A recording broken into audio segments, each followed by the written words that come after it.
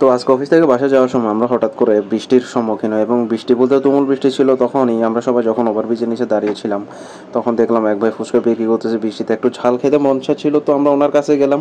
উনি দেখলাম খুব সুন্দর করে ফুচকাগুলো বানাচ্ছিলাম এবং আমি ভাবলাম এর মাঝে একটু তার ভিডিও করা যাক। এবং আসলে মুহূর্তটা অনেক চমৎকার ছিল। এবং এরপরে ফুচকা বানানো যখন শেষ হলো তখন আমরা বলতে আমি এবং আমার কলিগ একসাথে ফুচকাগুলো ট্রাই করলাম। এরপর ভাবলাম যখন ফুচকা খেয়েছি একটু চা খাওয়া যাক। রং চা খেলাম। দেখেন এখানে কতগুলো বাইকার ভাইরা আমাদের সাথে একসাথে দাঁড়িয়ে আছেন।